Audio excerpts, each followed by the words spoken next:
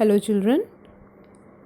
Children, in the last video I have told you कि जब acids metals के साथ react करती हैं they form hydrogen gas. Today we will do कि जब acids metal carbonates या metal hydrogen carbonates के साथ react करती हैं तो क्या form होता है.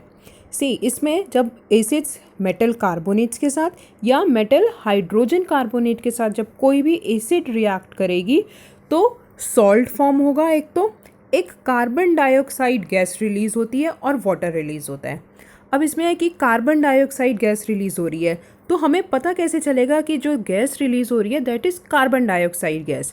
सी, इसमें एक एक्टिविटी है, what we have to do. हमें करना क्या है, हमने इसमें एक बॉइलिंग ट्यूब ली, उसमें हमने हाइड्रोक्लोरिक एसिड डाली है.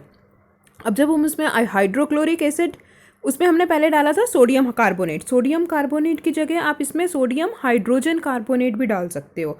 उसके बाद पुट हाइड्रोक्लोरिक एसिड. जब हम उसमें हाइड्रोक्लोरिक एसिड डालते हैं तो उसमें से गैस रिलीज़ होती है. अब क्या करना है, हमने उस बॉइलिंग ट्यूब जब गैस रिलीज़ हो रही है तो हम उस जो वो गैस है हमें कैसे पता चलेगा कि कार्बन डाइऑक्साइड है, CO2 है. देखो, उस गैस को हमने क्या किया, हमने उसमें से लाइम वाटर पास करना है. लाइम वाटर क्या होता है, अब कैल्शियम हाइड्रोक्साइड का जो सॉल्यूशन होता है वो सिंपली लाइम वाटर होता है. तो जब हम carbon dioxide gas calcium hydroxide के सॉल्यूशन में से पास करेंगे, लाइम वाटर में से पास करेंगे, तो वो लाइम वाटर जो है वो मिल्की हो जाएगा. मिल्की हो जाएगा मीन्स जैसा मिल्क होता है ना वाइट कलर का, वो लाइम वाटर वैसा हो जाता है, मिल्की हो जाता है. अगर लाइम वाटर मिल्की हो गया तो इट मीन्स जो गैस है वो कौन सी है, CO2 गैस है, कार्बन डाइऑक्साइड गैस है. लेकिन अगर हम एक्सेस CO2 गैस पास करते हैं उसमें से, मतलब बहुत ज़्यादा अमाउंट में अगर हम उसमें से CO2 गैस पास करेंगे तो वो लाइम वाटर जो मिल्की हो गया था वो फिर से क्लियर हो जाएगा.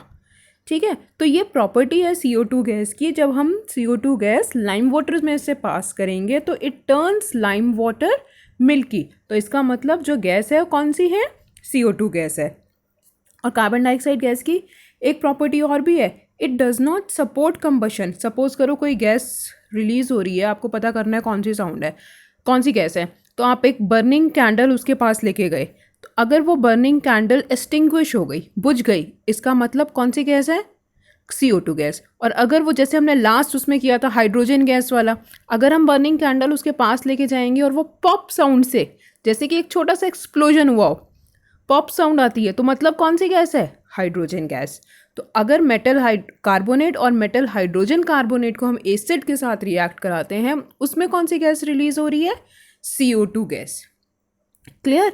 अब नेक्स्ट है, जब एसिड्स और basis react with each other तो वो तब क्या होता है, how do acids and bases react with each other. जब एक एसिड और एक बेस रिएक्ट करता है तब क्या होता है, सॉल्ट फॉर्म होता है और वाटर रिलीज होता है. और जो रिएक्शन है एसिड और बेस की जो फॉर्म सॉल्ट एंड वाटर, इसको बोलते हैं न्यूट्रलाइजेशन रिएक्शन. कौन सी रिएक्शन है ये, न्यूट्रलाइजेशन रिएक्शन. ये क्वेश्चन भी आता है एग्जाम में कि what is neutralisation reaction, give example.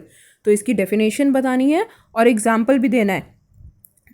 तो कोई भी आप एक एसिड और एक बेस की रिएक्शन बता दो, जैसे एसिड HCl ले लो, बेस NaOH ले लो, तो HCl की NaOH के साथ रिएक्शन दिखा दो, NaCl फॉर्म होगा और वाटर फॉर्म होगा.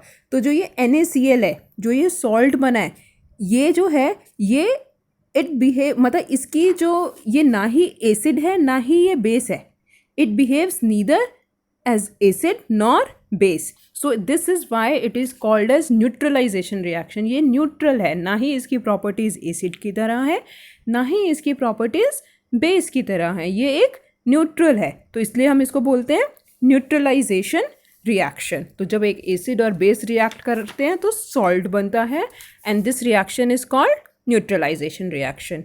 नेक्स्ट है reaction of metallic oxides with acids. जब मेटेलिक ऑक्साइड एसिड के साथ रिएक्ट करते हैं उसमें भी सॉल्ट और वाटर ही फॉर्म होता है. जैसे कोई भी एक मेटल का ऑक्साइड ले लो, जैसे कॉपर ऑक्साइड ले लिया CuO, उसकी HCl के साथ रिएक्शन करा दो तो क्या फॉर्म होगा, सॉल्ट CuCl2 और वाटर रिलीज हो जाएगा. ठीक है. अब नॉन मेटेलिक ऑक्साइड में भी यही है, बेस के साथ उसकी रिएक्शन दिखा दो, उसमें भी ऐसे ही होता है. नेक्स्ट है, what do all acids and all basis have in common. सब एसिड्स के बीच में और सब बेसिस के बीच में क्या कॉमन है? देखो, first of all we will do about acids. All acids contain hydrogen. सब एसिड्स के पास हाइड्रोजन होता है, ठीक है। हाइड्रोजन, अब जो हाइड्रोजन प्रेजेंट होता है एसिड्स में, इससे क्या होता है कि जब भी हम एसिड को, when acid is dissolved in water, जब एसिड वाटर में डिजॉल्व होती है तो वो जो हाइड्रोजन आयन है वो सेपरेट हो जाता है। It separates out the positively charge hydrogen ion. जैसे कोई भी एसिड है, HCl है, हमने क्या किया, HCl को वाटर में डिजॉल्व किया, इसका सॉल्यूशन बना लिया, तो H+ आयन अलग हो जाएगा इसमें से, HCl में से, और Cl- आयन अलग हो जाएंगे, ठीक है। तो H+ आयन जो ये अलग हो गया, सेपरेट हो गया, इसका मतलब जब भी हाइड्रोजन आयन सेपरेट हो जाता है तो वो एक एसिड है। क्लियर? अब हाइड्रोजन आयन जो है ना वो कभी भी it do not exist as H+ ions, वो कभी भी H+ की तरह एग्जिस्ट नहीं करता, वो हमेशा H3O+ की तरह एग्जिस्ट करता है, वो हमेशा वाटर के साथ रिएक्ट कर जाता है। तो इट मीन्स कि H+ आयन जो सेपरेट हुआ है वो कभी भी H+ की तरह एग्जिस्ट नहीं करता, it reacts with water, it reacts with water. अच्छा, मैंने एक चीज़ बोली है कि all the acids contain hydrogen, कि सब एसिड्स के पास हाइड्रोजन होता है, लेकिन ये इसका मतलब ये नहीं है कि सब सारे कंपाउंड जिनके पास हाइड्रोजन है वो एसिड हुए। क्लियर? मतलब सब एसिड्स के पास तो हाइड्रोजन है, लेकिन all the hydrogen containing compounds are not acids. तो अब आप कैसे पता करोगे, ये कैसे शो करोगे, वो भी अभी हम करेंगे। उससे पहले what happens to an acid और a base in a water solution, इसमें वही है जो अभी बताया है मैंने, हाइड्रोजन प्लस H+ आयन जो है वो सेपरेट होगा अगर कोई एसिड है, और अगर कोई बेस है, जैसे NaOH लिया हुआ है इसमें, तो NaOH को वाटर में डिजॉल्व करेंगे तो क्या होगा, Na+ आयन अलग हो जाएगा और OH- आयन अलग हो जाएगा। तो OH- आयन अलग हो गया, ये है हाइड्रोक्साइड आयन। तो बेसिस में कौन सा होता है, दे जनरेट OH- आयन्स, जैसे KOH है, ये भी एक बेस है, तो ये भी K+ और OH- आयन रिलीज करेगा। तो एसिड्स में H+ आयन सेपरेट होता है और बेसिस में हाइड्रोक्साइड आयन OH- आयन ये सेपरेट होता है, ठीक है। नाउ नेक्स्ट है हाउ स्ट्रॉन्ग आर एसिड और बेस सॉल्यूशंस, कितने स्ट्रॉन्ग होते हैं। लेकिन उससे पहले we will do one more thing, how strong acid और बेस सॉल्यूशन से पहले सपोज करो कि आपके पास कुछ कंपाउंड्स हैं, हाउ विल यू शो कि ये जो कंपाउंड्स उन सब में हाइड्रोजन है, तो आपको ये कैसे पता चलेगा कि ये एसिड्स हैं या नहीं है।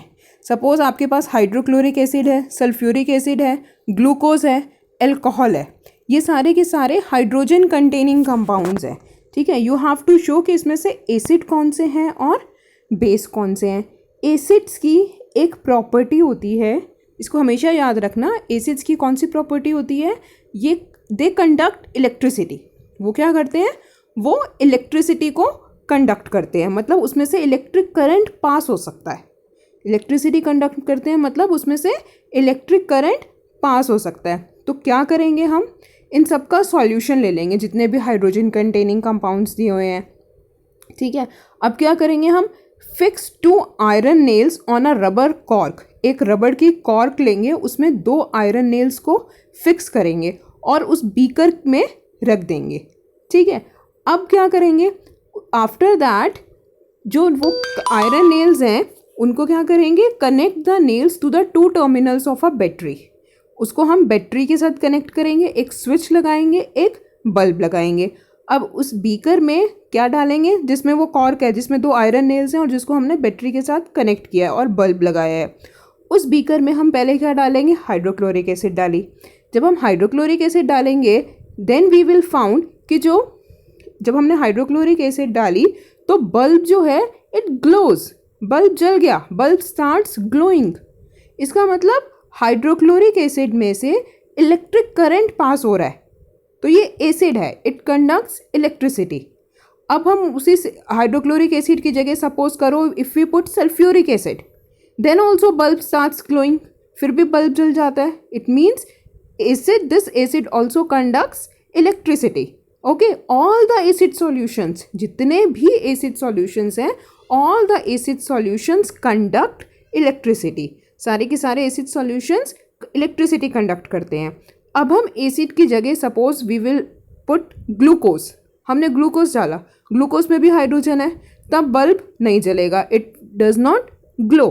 तो इसका मतलब ग्लूकोज जो है वो इलेक्ट्रिसिटी कंडक्ट नहीं कर रहा, तो it means it is not an acid, वो एसिड नहीं है. अब ऐसे ही हम ग्लूकोज की जगह अल्कोहल डालेंगे तो वो भी इलेक्ट्रिसिटी कंडक्ट नहीं कर रहा, bulb will not glow, bulb नहीं जलेगा. तो alcohol solution also do not conduct electricity. Clear? Thank you.